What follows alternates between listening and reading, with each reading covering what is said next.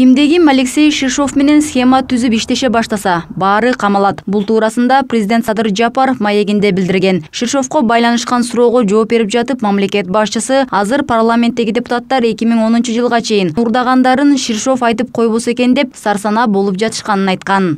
Шишов менен 2010 жылга чейин бир туугандай болуп бирге иштеген айрым депутаттар азыр парламентте олтурушат. Эл шайлады да эмне кылабыз? 2010 жылга чейин кайдан канча урдаганын Шишов айтып койбосо экен деген ой санаа басып жатса керек. Ошол үчүн парламенттин трибунасынан ызы чуу салып жатышат. Шишов менен схема түзүп, аны менен иштешкидей мен Максим же Айдар эмесмин. Тескерисинче, кимде ким аны менен схема түзүп иштеше баштаса, мейли ким болбосун баары камалат. Мурдагы заман жок. Мындан ары канча урдасаң, ошону 100 эселеп казынага төгүп берип анан кутуласың. Кече жакында эле $1000 пара ала койгон бажычы камалып $100,000 төгүп кутулуп чыкты. 20,000 сом пара алып кармалган жол кайгылуу кызматкери 2 миллион сом төлөп үй каймагына чыкты. Мунун баары УКМК, ИИМ, Баш прокуратура көзөмөлдөп турат. Албетте, коррупцияны 100% тыйып койдук дегенден алысмын. Биз билбей же көрбөй калган кылмыштар көп эле болушу мүмкүн. Бирок бийлик башындагылар мурдагыдай схема түзүп, паракорчулукка, уурулукка эч качан аралашпайт.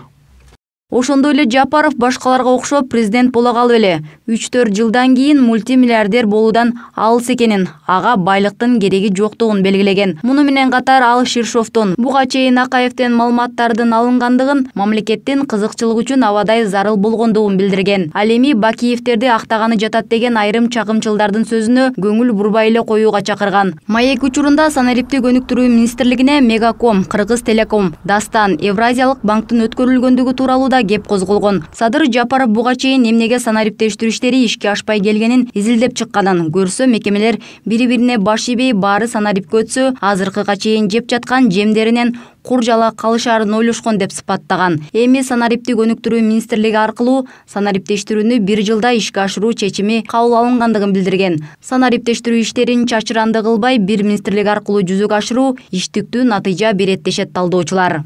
Данныйларды чогулткан чоң бир дата бейс деп коет, ошону салыш керек болуп атат деп түшүндүрүп атышат. Экинчиден, банк кызматтары дагы санариптешиш керек да. Мисалы мына Алматыда, Казакстанда Каспий банк деген бар. Ал абдан ушу санарип системада ал жерде мисалы банк катары да эмес, мамлекеттик кызматты да көрсөтөт. Ага мисалы баардык мисалы паспорттун данныйлары, айдоочу күбөлүгүнүн нерселердин баары закачаны да. Башкача айтканда, санарип башкаруунун биз кандайдыр бир жаңы деңгээлине келдикпи деп ойлойм да.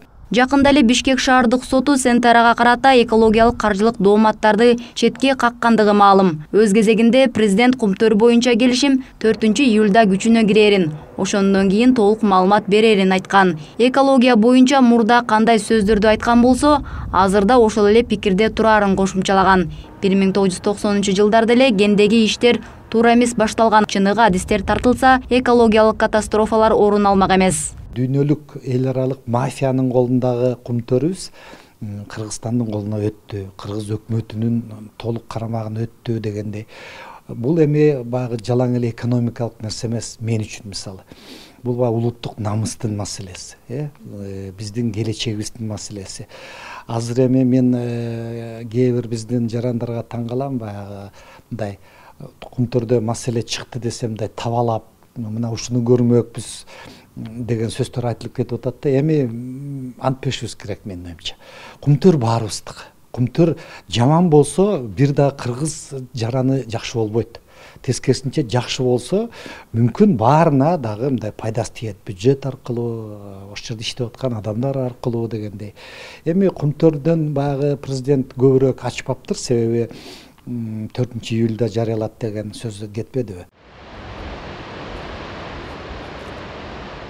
Ошондой эле Жапаров жакында Камбар ата биргесинин платина курулчу жерге чейинки жолду мамлекет өз күчү менен куруу иштерин баштай тургандыгын белгилеген. ГЭСти куруу иштерине кошуна Өзбекстан менен Казакстандагы кошуларын билдиришкендиктен, ушул тапта 3 тараптын катышуусунда техникалык, экономикалык негиздемеси иштелип жатат. ГЭС курулса, электр энергиясын үзүлтүксүз колдонууда чоң мүмкүнчүлүктөр ачыларына серепчилер да кошулат. Долбоор түзүлүп аткандан кийин бул сөзсүз түрдө суу маселеси Казакстан менен Өзбекстанга тиешелүү болуп аткандан кийин алар менен дагы бир баягы сүйлөшүү жүргүзүп, анан биргеликте ушундай бир долбоор түзүшүбүз керек да. Ошон үчүн бул жагынан көп эле маселелер чечилип, мына Казакстан тарабы, Өзбекстан тарабы дагы ошол долбоор салынышына, ошол долбоордун ишине ашырышына кызыктар болуп турган кездери. Анан эми биз үчүн бул аябай жакшы. Биз биргеликте эгерде ушул долбоорду ишке ашырсак, Кыргызстан үчүн дагы бул биринчиден электр энергияны камсыз кылат дагы, андан ашыгын ошол экспортко башка мамлекетке да салынып турган мүмкүнчүлүк пайда болот. Ошон үчүн бул аябай жакшы долбоордун бири. 20 жылдай убакыттан бери курулат деп ордунан жылбай келген Кытай, Кыргызстан, Өзбекстан темир жолу тууралуу да маекте сөз болгон. Россия тарап бул жолдун курулушуна каршы экендигин эксперттер билдирип келишкени коомчулукта айтылып келгени белгилүү. Президент мунун баары түшүндүрүү иштеринин жакшы жүрбөгөндүгүнөн улам. Долбоор жүзөгө ашкан эмес дейт.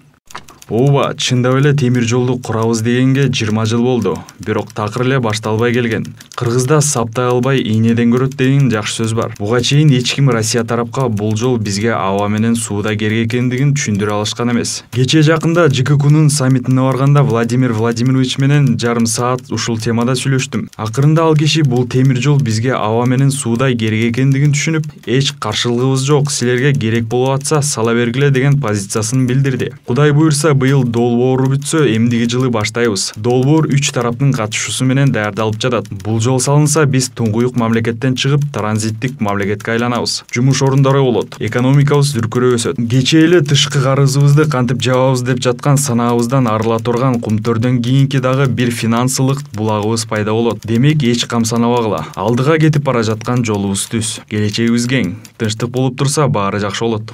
Долбоор ишке ашса, бул темир жол салынып калса, анда Кыргызстан аркылуу бир топ жанакындай жүк өтө баштайт. Биз биякта логистикалык борбор катары өзүбүздүн бир топ салымыбыз кошобуз.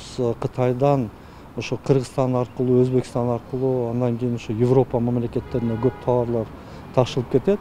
Анан эми биз деген ошол темир жолдун жанакы биз аркылуу ошол өтүп жанакындай жүктөр өткөндөн эле жүздөгөн миллион долларларды жылына ошол баягы бюджетке кошумча ала баштайбыз да.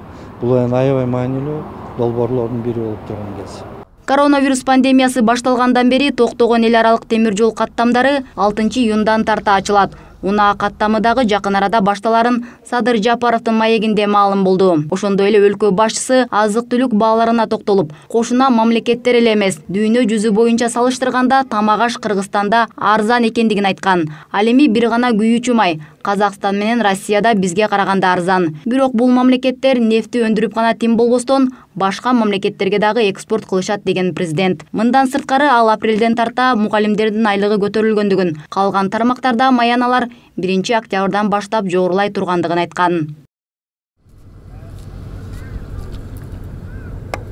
Садыр Жапаровдун Ак Ордо конушуна барганда берген тапшырмасынын алкагында жашоочулар апрелге чейин тек паспортторун алып, эми кызыл китеби боюнча иштер жүрүп жатат. Бирок айрым үйлөр кызыл сызыкка салынып калган үчүн же үй бүлө ажырашып кеткендигине байланыштуу талаш-тартыш маселелер жаралып, кызыл китеп ала албай жаткан учурлар бар экендигин мамлекет башчысы айтты. Эми аларды сот же сүйлөшүүлөр аркылуу чечиш кажет.